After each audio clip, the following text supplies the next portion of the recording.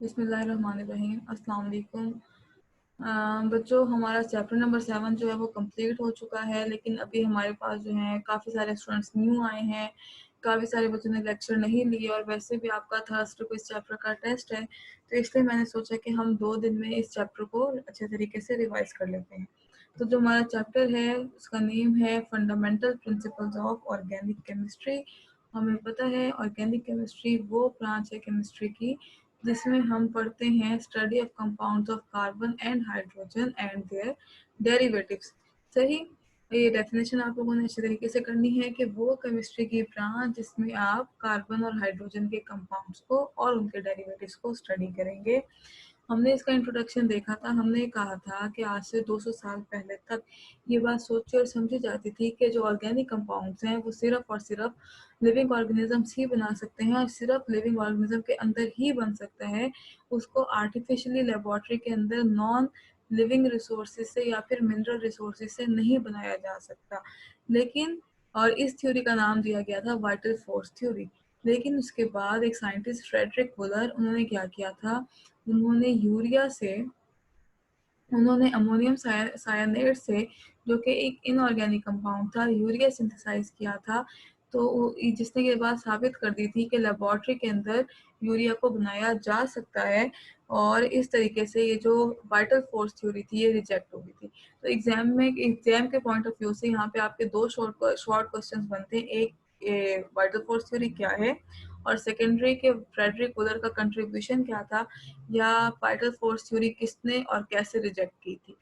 उसके बाद आपकी डेफिनेशन आती है ऑर्गेनिक कंपाउंड से, ऑर्गेनिक केमिस्ट्री की। वो क्या है कि वो ब्रांच ऑफ केमिस्ट्री जो कि डील करती है study of compounds of carbon and hydrogen and their derivatives.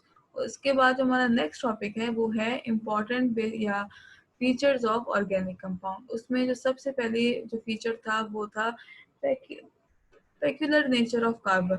कि कार्बन ने ये पढ़ा था कि जो कार्बन है,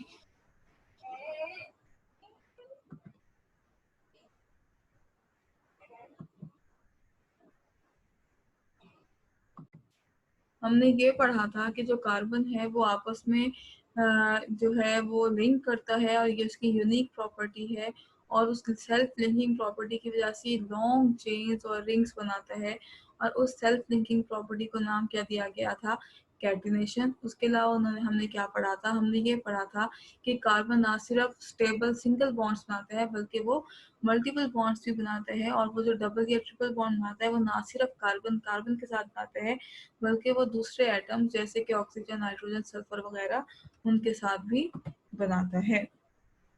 नेक्स्ट जो प्रॉपर्टी थी हमारे पास वो थी कि जो ऑर्गेनिक कंपाउंड्स हैं वो आयोनिक नहीं होते बल्कि मॉलिक्यूलर या फिर कोवलेंट कंपाउंड्स होते हैं।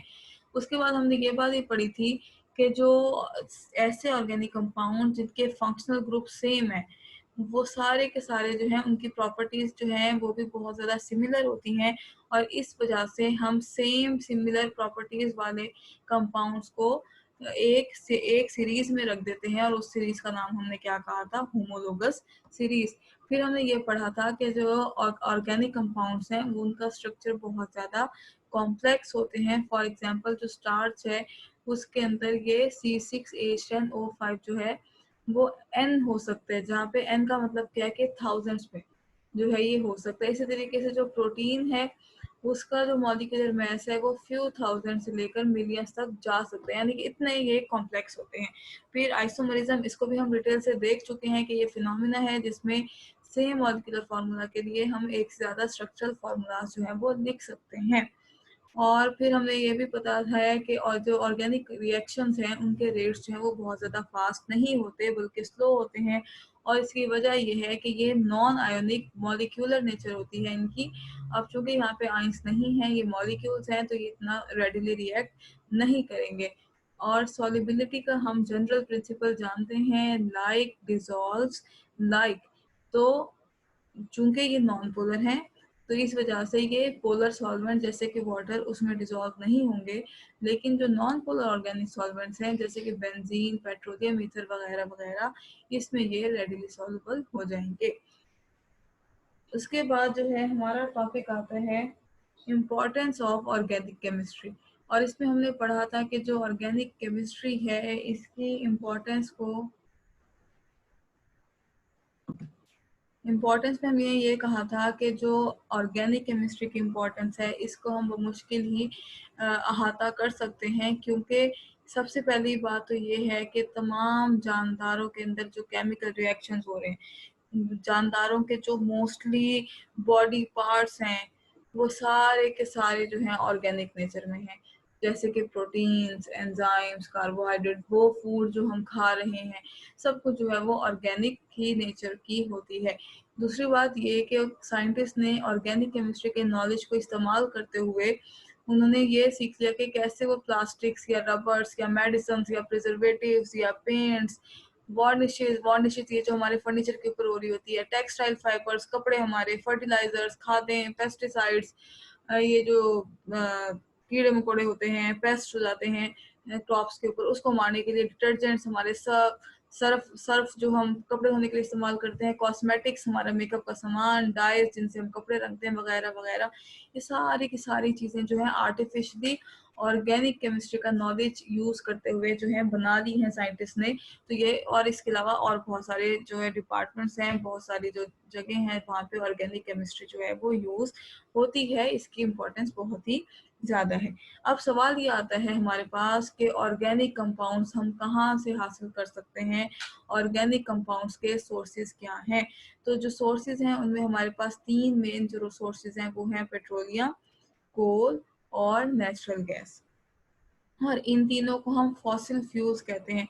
फॉसिल फ्यूल्स क्यों कहते हैं? क्योंकि ये जो हैं, जो प्लांट्स और एनिमल्स जो कि बहुत लंबा अरसा पहले जो मर गए थे, जो गिर गए थे, जो ज़मीन में दब गए थे, उनके ज़मीन में दबने के बाद उनके ऊपर जो केमिकल रिएक्शंस हुए उसके नतीजे में ये बने। तो ये जो डेड प्लांट्स और एनिमल्स हैं उनको हम फॉसिल कहते हैं। और उन फॉसिल से चूँकि अब ये जो पेट्रोल है, कोल है, ये नेचुरल गैस है, ये एज़ अ फ्यूल इस्तेमाल होता है, ईंधन के तौर पे इस्तेमाल होता है। तो इस वजह से हम इनको कह देते हैं कि ये फॉसिल फ्यूल्स हैं। सबसे पहला है कोल। अब ये बात बिलीव की जाती है कि आज से 500 मिलियन साल पहले जो ट्रीज वगैरह गिरे, जमीन के अंदर दफन हो गए, उनके ऊपर बैक्टीरियल और केमिकल रिएक्शन हुआ और उस बैक्टीरियल और केमिकल रिएक्शन की वजह से वो जो प्लांट्स थे वो कोल में चेंज हो गए। अब कोल भी एक तरह का नहीं आता हमारे पास, सबसे पहले आती है पीट। पीट प्रॉपर कोल तो नहीं होता, लेकिन ये कोल की सबसे पुअर फॉर्म हम कह सकते हैं। फिर पीट के ऊपर जो है, पीट बन गया वुड से, फिर उस पीट के ऊपर हाई टेम्परेचर और हाई प्रेशर की वजह से ये जो पीट है वो ट्रांसफॉर्म हो जाता है कोल में। और कोल भी हमारे पास फिर देखें कौन कौन सा है, लिग्नाइट है, बिटुमिनस कोल है और एंथ्रासाइट है। एंथ्रासाइट जो है वो सबसे ज्यादा अच्छी क्वालिटी का कोल होता है। सही है। और ये जो कोल है ये सॉलिड फ्यूल है और इससे हम बहुत ज़्यादा ऑर्गेनिक कंपाउंड जो है हासिल कर सकते हैं इसकी डिस्ट्रक्टिव डिस्टिलेशन या फिर कार्बोनाइजेशन करने के बाद। कार्बोनाइजेशन क्या होती है कि जब आप कोल को हीट करते हैं, absence of air, absence of air का मतलब है कि ऑक्सीजन नहीं होना चाहिए वहाँ पे, और टेम्परेचर देते हैं उसको 500 से 1000 डिग्री सेल्सियस का, तो जो कोल है वो टूट जाता है, टूट फूट जाता है, उसकी डिस्ट्रक्शन हो जाती है और वो 3 फ्रैक्शन बनाता है, कोक, कोल गैस और कोल टार। और ये जो कोल टार है इसके अंदर जो है large number of organic compound जो है इसके जरिए से हमें हासिल हो जाते हैं। आगे उन्होंने हमें बताया हुआ है कि पाकिस्तान में भी बहुत ज़्यादा कोल के रिसोर्सेज मौजूद हैं, लेकिन ये आपके लिए इंफॉर्मेटिव तो है लेकिन आपके पेपर के पॉइंट ऑफ व्यू से इतना इम्पोर्टेंट नहीं है। सेकंड जो हमारे पास सोर्स है ऑर्गेनिक कंपाउंड का वो है नेचुरल गैस। नेचुरल गैस जो है ये भी एक इम्पॉर्टेंट मीन है एनर्जी का पाकिस्तान जैसे ममालिक के लिए, जहाँ पर हमारा अपना मिनरल ऑयल और कोल जो है वो इतना ज़्यादा अवेलेबल नहीं है। ये मिक्सचर होता है लो बॉइलिंग हाइड्रोकार्बन का और इसका जो मेजर पोर्शन है वो मीथेन है। जो हमारे घर में जो सुई गैस आ रही है बेसिकली ये नेचुरल गैस ही है। तो हम इसको सुई गैस क्यों कह रहे हैं? क्योंकि ये सुई के इलाके से निकली थी, इस वजह से इसका नाम हमारे मुल्क में सुई गैस रखा गया है, वरना ये नेचुरल गैस ही और ये मीथेन ही होता है। और जब हाँ इस ये भी ऑर्गेनिक मैटर की डिकम्पोजिशन की वजह से ही बना है और पाकिस्तान के अंदर गैस के बहुत ज़्यादा रिजर्वायर्स मौजूद हैं, इस वजह से ये चीप है और ये पावर जनरेशन बिजली पैदा करने के लिए सीमेंट और फर्टिलाइजर इंडस्ट्री में उसके अलावा ईंधन के तौर पर आम इंडस्ट्रीज के अंदर और घरेलू सार्फिन के लिए इस्तेमाल होती है। जो हमारा थर्ड सोर्स है ऑर्गेनिक कंपाउंड का, वो है पेट्रोलियम। मिनरल ऑयल को पेट्रोलियम भी कहा जाता है जब वो रिफाइंड फॉर्म में होता है। जब जमीन से ये पेट्रोल निकलता है तो ये पेट्रोल के फॉर्म में नहीं होता कि जिसमें जो हम अपनी गाड़ियों में डला रहे होते हैं, बल्कि ये एक ब्लैक कलर का लिक्विड होता है और उसको कहते हैं क्रूड ऑयल। अब इस क्रूड ऑयल को जब रिफाइन कर लिया जाता है तो हम उसको पेट्रोलियम कह देते हैं। अब ये भी यही सोचा जाता है कि ये जो पेट्रोलियम है ये भी ऑर्गेनिक मैटर जो कि सेडिमेंट्री रॉक्स के दरमियान, ये खास किस्म की रॉक्स होती हैं, उनके दरमियान जो ऑर्गेनिक मैटर था और उसके ऊपर जो केमिकल और बायोकेमिकल रिएक्शन हुए उसके नतीजे में ऑर्गेनिक मैटर जो है वो पेट्रोलियम के अंदर चेंज हो गया। अब जो पेट्रोल है, जो क्रूड ऑयल है, जब इसको रिफाइन किया जाता है तो हमारे पास डिफरेंट फ्रैक्शंस आती हैं और उन फ्रैक्शंस को हम बॉइलिंग पॉइंट की बेस के ऊपर सेपरेट कर लेते हैं। तो आपको पता होना चाहिए कि ये फ्रैक्शंस कौन कौन सी हैं और उनके यूजेस जो हैं वो क्या क्या हैं। और इसमें हमने ये भी पता है हमें कि जो सबसे इम्पोर्टेंट वाली फ्रैक्शन होती है वो गैसोलीन होती है और ये हम एज अ पेट्रोल इस्तेमाल करते हैं। पाकिस्तान में 4 ऑयल रिफाइनरीज हैं, एक जो है वो अटक पे हैं, एक 2 कराची के अंदर हैं और एक जो है वो मुल्तान के करीब है। तो ये भी आपके इंफॉर्मेशन के लिए है, लेकिन एग्जाम के पॉइंट ऑफ व्यू से आपको इसको याद करने की ज़रूरत नहीं है। नेक्स्ट जो टॉपिक है वो है क्रैकिंग ऑफ पेट्रोलियम। अभी हमने ये बात डिस्कस की कि जब जो क्रूड ऑयल है उसकी फ्रैक्शनल डिस्टिलेशन की जाती है तो हमारे पास डिफरेंट फ्रैक्शंस आती हैं। अब इन फ्रैक्शन में से कुछ फ्रैक्शन बहुत ज़्यादा यूज़फुल है और कुछ जो है वो इतनी ज़्यादा यूज़फुल नहीं होती। फॉर एग्जांपल ये जो गैसोलीन है ये सबसे यूज़फुल है। क्यों सबसे यूज़फुल है? क्योंकि ये हम सबसे ज़्यादा इस्तेमाल कर रहे हैं अपने इंजन्स के अंदर एज अ फ्यूल, लेकिन ये सिर्फ और सिर्फ 20% हासिल हो रहा है हमें। यानी कि अगर आपके पास सपोज 100 गैलन क्रूड ऑयल था तो उसमें से सिर्फ और सिर्फ 20 गैलन ही पेट्रोल निकल रहा है, बाकी 80 गैलन जो है हमारे पास और फ्रैक्शंस आ रही हैं। अब उनमें से क्या है कि कुछ जो है वो यूजफुल है लेकिन कुछ जो है वो यूजफुल नहीं है, जैसे कि केरोसिन ऑयल इतना ज़्यादा इस्तेमाल उसका नहीं है। तो फिर हम क्या करते हैं कि ऐसे फ्रैक्शंस को हम चेंज कर देते हैं अपनी यूजफुल वाली फ्रैक्शन में। हायर वाली जो फ्रैक्शंस हैं उनको हम चेंज कर देते हैं लोअर वाली फ्रैक्शंस में और इसको हमने नाम दिया है क्रैकिंग। क्रैकिंग नाम से पता चल रहा है कि तोड़ना, ब्रेक करना। डेफिनेशन क्या है? ब्रेकिंग है हायर हाइड्रोकार्बन्स की जिनके बॉइलिंग पॉइंट्स हाई हैं into variety of lower hydrocarbons जो कि ज्यादा वोलेटाइल है। इसकी एग्जांपल क्या दिया उन्होंने? एग्जांपल दिया है कि एक हायर हाइड्रोकार्बन है C16H34 और जब इसकी क्रैकिंग की जाती है तो फिर ये हमारे पास C7H16 हेप्टेन आता है, साथ में एल्कीन और साथ में इथीन और साथ में प्रोपीन बनाता है। अब जो क्रैकिंग है उसको जिस तरीके से करेंगे उस बेसिस पे इसको 3 कैटेगरीज में क्लासिफाई किया जाता है: थर्मल क्रैकिंग, कैटालिटिक क्रैकिंग और स्टीम क्रैकिंग। थर्मल क्रैकिंग नाम से पता चल रहा है कि अगर आप जो क्रैकिंग है हाई टेम्परेचर पे और हाई प्रेशर पे कराएंगे तो उस क्रैकिंग का नाम थर्मल क्रैकिंग होगा और इससे हमें अनसैचुरेटेड हाइड्रोकार्बन, ऐसे हाइड्रोकार्बन जिनमें डबल बॉन्ड होता है या ट्रिपल बॉन्ड होता है वो हासिल होते हैं। कैटालिटिक क्रैकिंग नाम से पता चल रहा है कि अब अगर हम क्रैकिंग करवा रहे हैं in the presence of catalyst, अब कैटलिस्ट की मौजूदगी की वजह से हम टेम्परेचर थर्मल क्रैकिंग की निस्बत कम रख सकते हैं और प्रेशर भी कम ही होगा।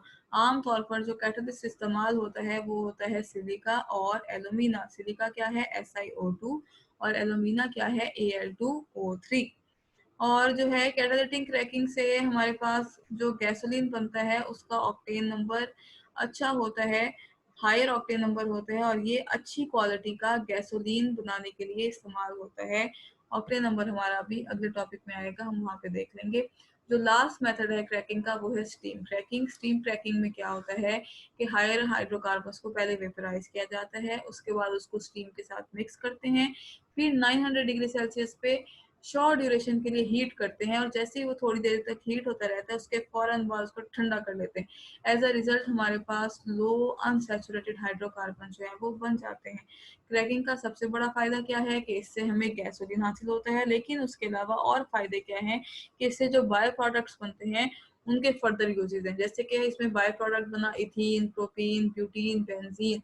अब ये जो इथीन, प्रोपीन, ब्यूटीन, बेंजीन है ये ड्रग्स के लिए, ड्रग्स क्या है? दवाएं, प्लास्टिक्स, डिटर्जेंट्स, सिंथेटिक फाइबर यानी कि जो आर्टिफिशियली कपड़ा तैयार किया जा रहा है, फर्टिलाइजर्स, वीड किलर्स, वीड्स वो होती हैं जड़ी बूटियां जो कि हमारे काम की नहीं होती और हमारी फसलों में पैदा हो जाती हैं। और उसके अलावा ये इन केमिकल्स के अलावा और दूसरे इंपॉर्टेंट केमिकल्स भी हासिल हो जाते हैं, जैसे कि एथेनॉल, फिनोल और एसीटोन। नेक्स्ट है हमारा टॉपिक रिफॉर्मिंग। नाम से पता चल रहा है रिफॉर्म करना, दोबारा से बनाना। हम कोई चीज क्यों रिफॉर्म करते हैं? कोई चीज मुझे पसंद नहीं आई, मैं उसको रिफॉर्म करूंगी ताकि उसके अंदर मेरी पसंद की क्वालिटीज आ जाएं। अब वो कह रहे हैं कि जो गैसोलीन का फ्रैक्शन है, अगर वो अच्छी क्वालिटी का नहीं होगा और तो अगर आप उसको अपनी गाड़ी में या मोटरसाइकिल में डालेंगे और जब आप अपना इंजन स्टार्ट करेंगे तो अभी इंजन आपने स्टार्ट किया, लेकिन अभी स्पार्क में जो स्पार्क प्लग होता है उसमें फायर नहीं हुआ, अभी वो ही स्टार्ट हुआ, लेकिन आपके इंजन में से एक तेज सी आवाज आएगी। उस तेज आवाज को कहते हैं नॉकिंग। और ये किस वजह से आएगी? ये उस वजह से आएगी कि जो आपने पेट्रोल इस्तेमाल किया है वो अच्छी क्वालिटी का नहीं है, और नॉकिंग की वजह से आपका जो इंजन है उसकी एफिशिएंसी कम हो जाएगी। अब हमें क्या पता कि कौन सा पेट्रोल अच्छा है, कौन सा बुरा है, या किस बेस के ऊपर हम पेट्रोल की क्वालिटी को क्लासिफाई करते हैं? तो जो क्वालिटी है फ्यूल की उसको इंडिकेट किया जाता है ऑक्टेन नंबर से। अगर ऑक्टेन नंबर ज्यादा होगा तो पेट्रोल ज्यादा अच्छा होगा, और अगर ऑक्टेन नंबर कम होगा तो पेट्रोल कम अच्छा होगा। तो ऐसे हाइड्रोकार्बन जिसके स्ट्रेट चेन हाइड्रोकार्बन होते हैं उनका ऑक्टेन नंबर कम होता है और वो पुअर फ्यूल बनाते हैं। और एक्सपेरिमेंटली आइसो ऑक्टेन या फिर 2,2,4 ट्राई मिथाइल पेंटेन को 100% ऑक्टेन नंबर दे दिया गया है। यानी कि अगर आपका पेट्रोल में जितना ज्यादा ब्रांच्ड कंपाउंड होगा या ये वाला आइसो ऑक्टेन होगा, अगर ये 100% है तो हम कहेंगे कि जो आपका फ्यूल है उसका ऑक्टेन नंबर मैक्सिमम है। और जितना इसका नंबर कम होता जाएगा, जितनी ज्यादा स्ट्रेट चेन वाले हाइड्रोकार्बन आते जाएंगे, उतनी ज्यादा क्वालिटी फ्यूल की कम होती जाएगी और ऑक्टेन नंबर जो है वो भी कम हो जाएगा। अब इस ऑक्टेन नंबर को हम बढ़ा कैसे सकते हैं? इस ऑक्टेन नंबर को हम इम्प्रूव कर सकते हैं रिफॉर्मिंग से। रिफॉर्मिंग में क्या होता है? स्ट्रेट चेन हाइड्रोकार्बन को चेंज कर दिया जाता है ब्रांच चेन में। और कैसे? कि आप उसको हीट कर रहे हैं एब्सेंस ऑफ ऑक्सीजन में और प्रेजेंस ऑफ कैटलिस्ट में। रिफॉर्मिंग क्या है? ये वो प्रोसेस है जिसके अंदर आप स्ट्रेट चेन हाइड्रोकार्बन को चेंज कर रहे हैं ब्रांच चेन हाइड्रोकार्बन में, एब्सेंस ऑफ ऑक्सीजन में और प्रेजेंस ऑफ कैटलिस्ट में। दूसरा मेथड, अब अगर आपसे कोई शॉर्ट क्वेश्चन में इवन लॉन्ग क्वेश्चन में पूछ ले कि आप कैसे फ्यूल का ऑक्टेन नंबर इंप्रूव कर सकते हैं, तो उसके दो मेथड हैं, एक रिफॉर्मिंग और दूसरा मेथड ये है कि आप उसको ब्लेंड कर लें टेट्रा इथाइल लेड के साथ। टेट्रा इथाइल लेड जो है ये एक एफिशिएंट एंटी नॉक एजेंट है, लेकिन इसका एक नुकसान ये है कि इससे लेड बनेगा और वो जो लेड है वो एक सीरियस एयर पोल्यूटेंट है जो कि हमारे बच्चों के दिमागों पे असरअंदाज हो सकता है। बेटा मैंने कोशिश की है कि आपका हाफ चैप्टर जो है वो रिवाइज हो जाए। इंपॉर्टेंट पॉइंट्स दोबारा से डिस्कस कर लिए हैं, इसको जरूर देख लें। अगर कोई बात समझ नहीं आ रही तो पूछ लें। अपना ख्याल रखिएगा। अल्लाह हाफिज।